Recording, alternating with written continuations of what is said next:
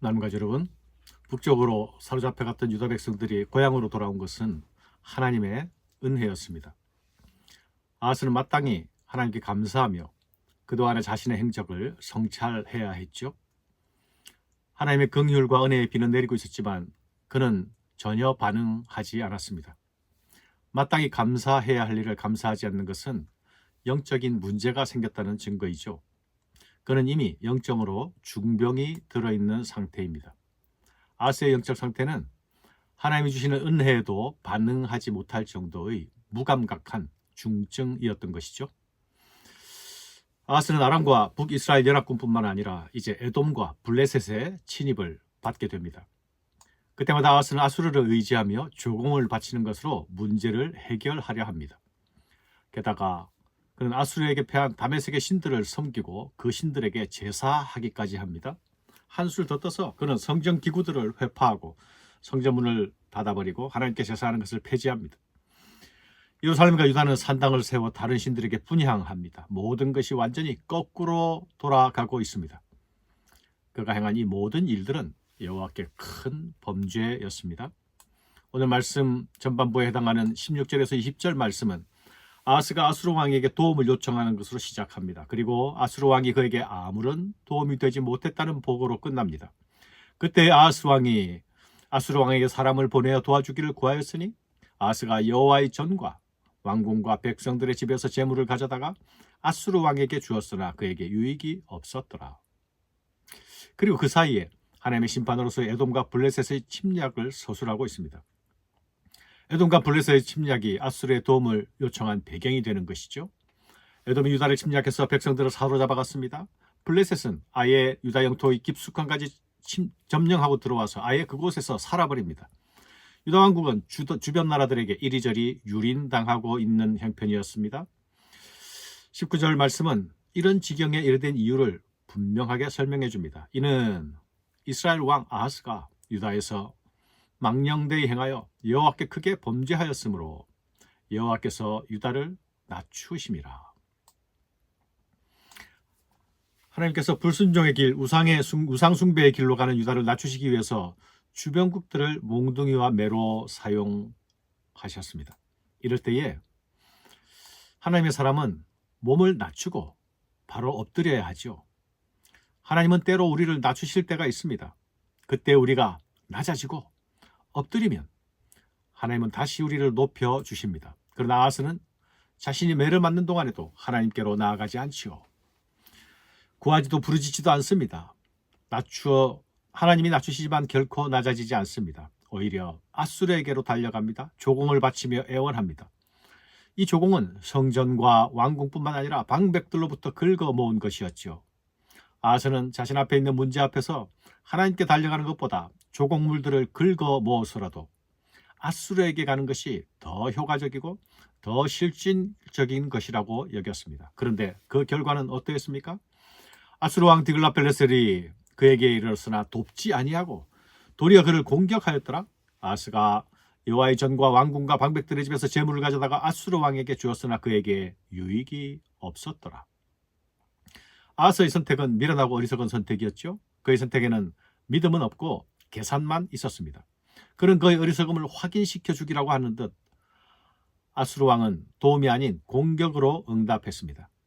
하나님에 대한 믿음을 버린 그에게 세상은 배신으로 화답한 것이죠. 미련한 자가 자초한 처절한 실패입니다. 이쯤 되면 나의 길이 어디서부터 잘못되었는가 돌아볼 만하지 않습니까? 그러나 이 완악한 자에게는 자기 성찰의 모습이 전혀 나타나지 않습니다. 성경은 아하스 왕이 곤고할 때에 더욱 여호와께 범죄하였다고 말씀합니다. 하나님이 우리를 곤고케 하실 때에 우리는 더욱 하나님을 바라보아야 하는 것 아닙니까? 피할 길을 주시는 하나님을 바라보고 긍휼을 베푸시는 하나님을 구해야 하는 것 아닙니까? 그러나 아하스는 더욱 반대의 길로 갑니다. 이 아하스 왕이 곤고할 때에 여호와께 더욱 범죄하여 자기를 친 다메섹 신들에게 제사하여 이르되 아람 왕들의 신들이 그들을 도왔으니 나도 그 신에게 제사하여 나를 돕게 하리라 하였으나 그 신이 아하스와 온 이스라엘을 망하게 하였더라. 아수르를 의지하다가 실패한 아하스는 이제 이방 신을 의지하기까지 합니다. 배신당한 고통을 안고서 하나님이 아닌 우상에게로 나아가고 있습니다. 아람의 신들이 그들을 도왔으니 나도 그 신에게 제사하여 나를 돕게 하겠다는 것이었습니다. 얼마나 어리석고 어두운 생각입니까? 성경은 그 선택의 결국이 온 이스라엘을 망하게 했다고 말씀합니다. 여기서 온 이스라엘이란 남쪽 유다만이 아니라 북이스라엘을 포함하는 일이죠. 실제로 아하스 시대에 북이스라엘은 멸망하고 맙니다. 남쪽 유다 왕국도 북쪽이 망한 후 135년 후에 망하게 되죠. 아하스는 그 어떤 왕들보다 영적으로 어두운 사람이었습니다. 그는 하나님에 대한 감각 자체를 상실한 사람처럼 보입니다. 그는 자신의 실패가 하나님께 도움을 구하지 않았던 것에 있음을 깨닫지도 못합니다. 그는 곤고한 날을 만났지만 결코 하나님께 돌이키지 않습니다. 하나님을 부르지도 않습니다. 하나님이 낮추시면 낮아지고 회개하고 돌아와야 하지만 그는 여호와께 더욱 범죄합니다. 그는 이 모든 일이 마치 하나님께 책임이 있는 것처럼 하나님 탓으로 돌리는 행동을 합니다. 아하스가 하나님의 전의 기구들을 모아 하나님의 전의 기구들을 부수고 또 여호와의 전 문들을 닫고 예루살렘 구석마다 제단을 쌓고 유다 각 성읍에 산당을 세워 다른 신에게 분향하여 그의 조상들의 하나님 여호와를 진노하게 하였더라. 여기서 나타나는 아하스의 모습은 마치 사춘기 반항아들에게서 나타나는 의도적인 퇴행, 의도적인 반항의 모습과 흡사하지 않습니까?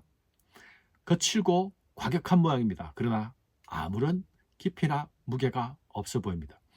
성전 예배와 관련된 것들은 모두 부수고 닫아버립니다. 우상 숭배에 관한 것들은 쌓고 세우고 또 분향합니다. 하나님께 나아갈 길을 스스로 차단하고 파괴합니다. 예배를 잃은 백성에게 회복의 기회는 없어지는 법이 아닙니까? 악에 바친 듯이 배도에 배도를 더하고 있는 이 아하스의 행동에 어떤 미래가 있겠습니까? 그는 스스로 작정한 듯이 멸망을 자초하고 있습니다. 하나님의 진노를 불러들이고 있는 것이죠. 사랑하는 여러분, 하나님의 은혜가 단절되면 인간은 악마화되어 갑니다. 하나님의 반대편 길로 가는 것이 곧 악마의 길이 아닙니까? 우리가 혹 길을 잘못 걷더라도 하나님은 또 기회를 주십니다. 길이 막힐 때면 가만히 멈추어서 성찰할 수 있어야 합니다. 회개가 없고 성찰이 없으면 길 잃은 짐승처럼 됩니다. 하나님을 향한 감각을 잃으면 우리의 생명도 소멸되어 갑니다. 유다에게 임한 하나님의 진노는 단순한 전쟁의 패배로 끝나지 않습니다. 유다의 멸망을 가져오는 계기가 되는 것이죠. 하나님의 은혜로 다가오실 때에 우리는 감사로 반응해야 합니다. 하나님이 긍휼을 베푸실 때에 우리는 낮은 자리에서 감사해야 합니다.